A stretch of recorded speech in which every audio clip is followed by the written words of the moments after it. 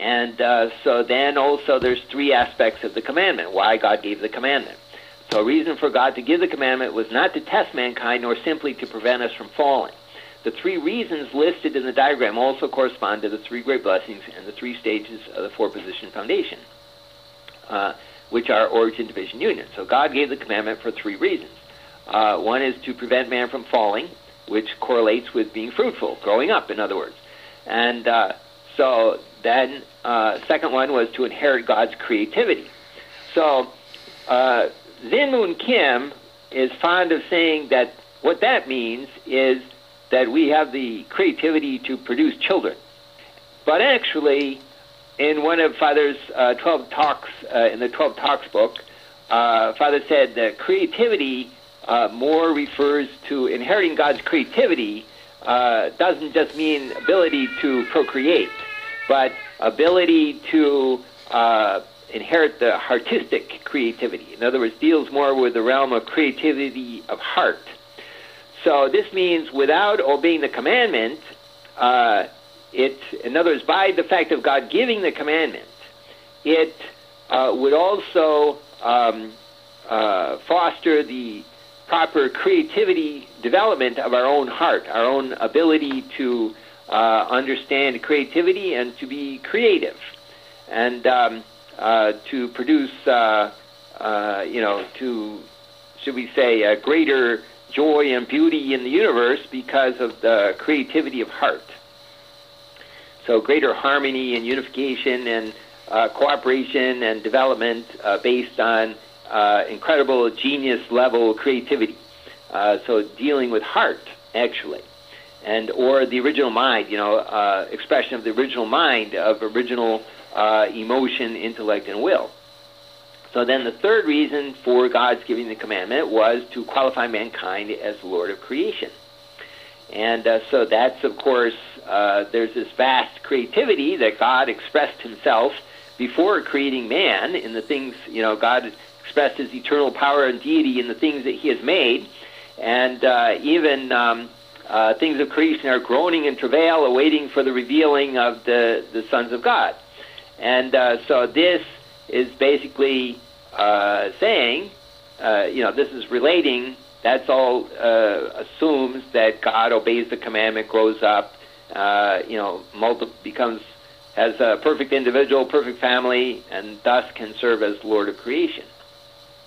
And so even with regards to that third blessing element, the Lord of creation, Father said that nature itself is designed to respond not just to a perfect individual, not just to a perfect couple, but to the perfect family where the children, there's parent-child unity, husband-wife unity, brother-sister unity, that nature is designed to respond fully to the whole picture. So, okay, so this slideshow is going by itself again.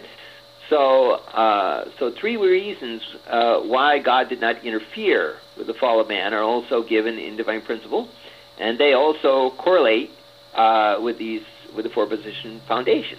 So why did God allow Adam and Eve to disobey his word? So the answer is closely related to the reasons for giving the commandment. Number one, for the sake of the absolute and perfection of the principle of creation, and two, that God alone be the creator, and three, to qualify man as Lord of creation. So, okay. So then, let's see.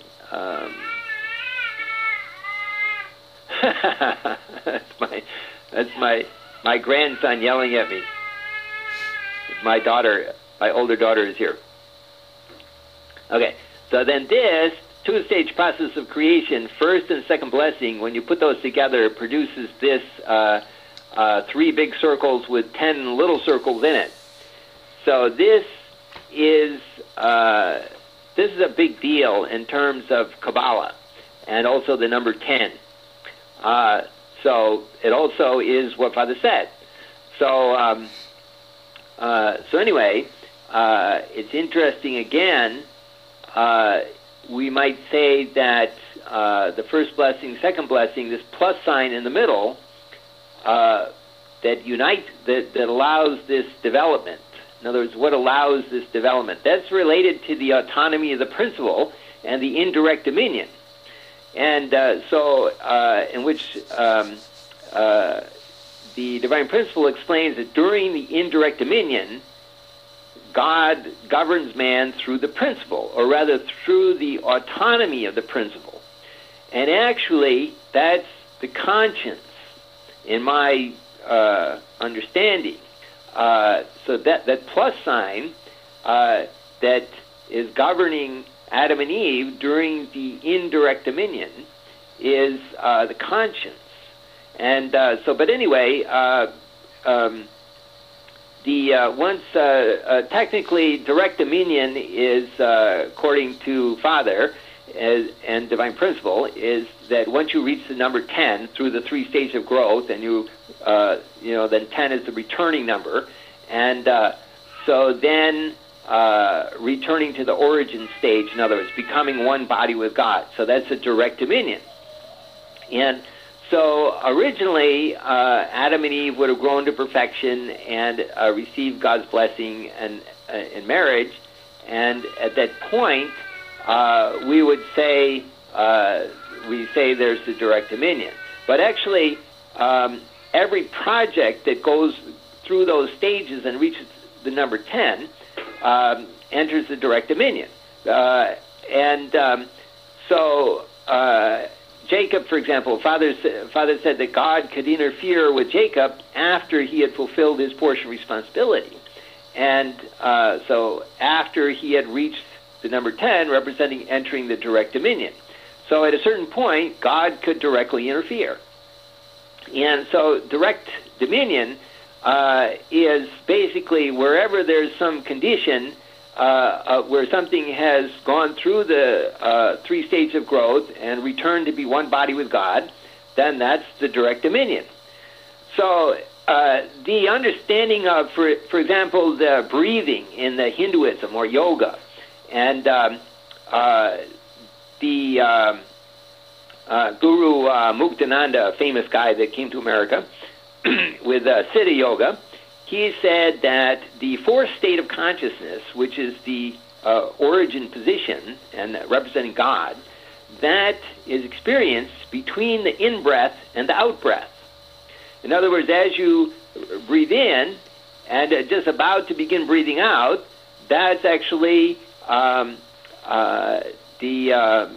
according to the diagram or expression of the, or explanation of the Om, the process of and saying it, and then the breathing out completely, breathing in completely, it's then return to one body with God.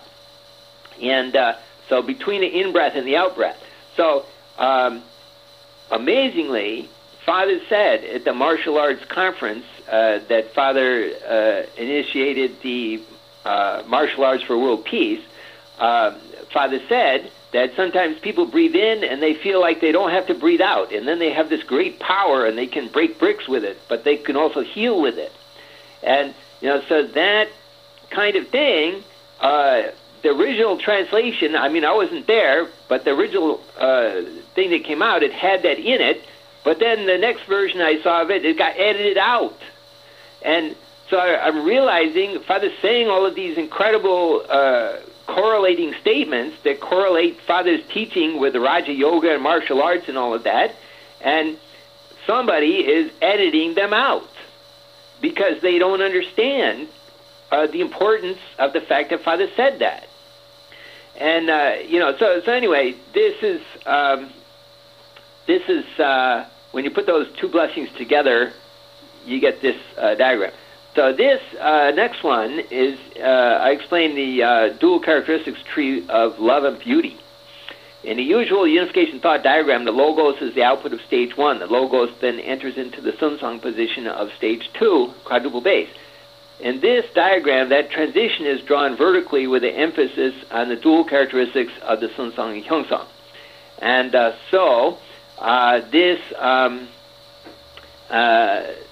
this is pretty logical here.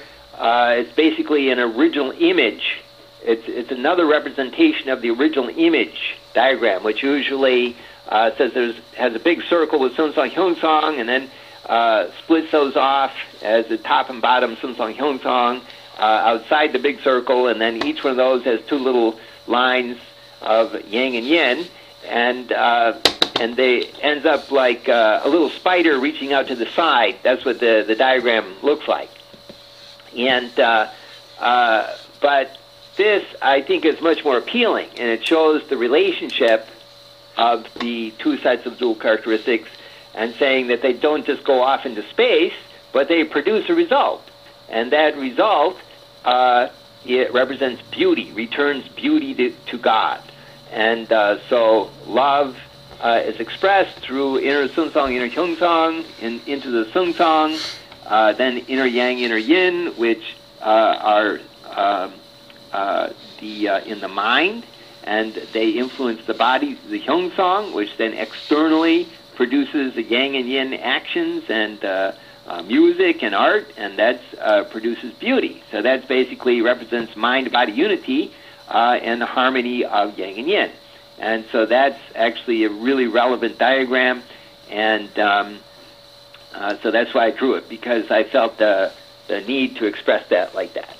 And so anyway,